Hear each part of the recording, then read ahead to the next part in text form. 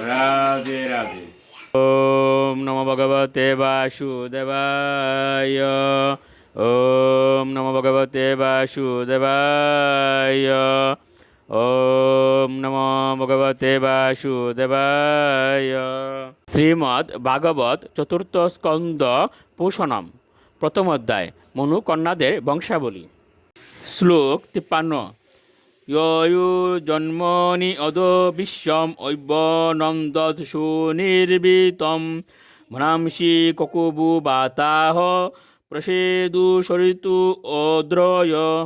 অনুবাদ: নরনারায়ণের আবির্ভাবের ফলে সমগ্র জগৎ আনন্দে পূর্ণ হয়ে উঠেছিল। সকলের মন প্রশান্ত হয়েছিল এবং এইভাবে সর্বত্র বায়ু, নদীসমূহ, পর্বতসমূহ অত্যন্ত মনোহর হয়েছিল। শ্লোক 54 ও 55।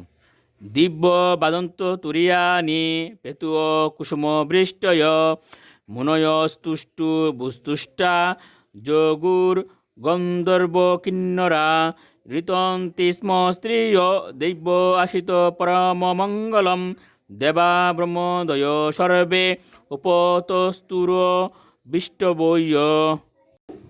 অনুবাদ: স্বর্গলোকে বাজনা বাজতে শুরু করেছিল এবং আকাশ থেকে পুষ্পবৃষ্টি হয়েছিল। ঋষিরা প্রসন্ন হয়ে বৈদিক স্তব উচ্চারণ করেছিলেন।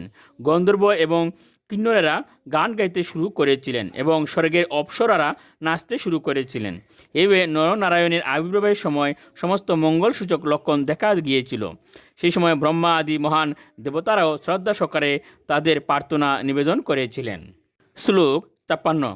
দেবা উচু ইউ মায়া বিরচিতম নিজয়াত্মনিদম কে রূপ বেদমিব তৎপ্রতীক চক্ষণায় এতেন ধর্ম সদনে ঋষি মূর্তি নাইদ্য প্রাদুশ্চকার পুরুষায় নম পরস্মৈ।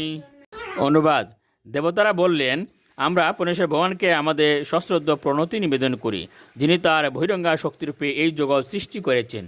বায়ু এবং মেঘ যেমন অন্তরিকে অবস্থিত, এই সৃষ্টি তেমন তার মধ্যে অবস্থিত। এখন তিনি নরনারায়ণ ঋষিরূপে ধর্মের গৃহে আবির্ভূত হয়েছেন। রাধে রাধে।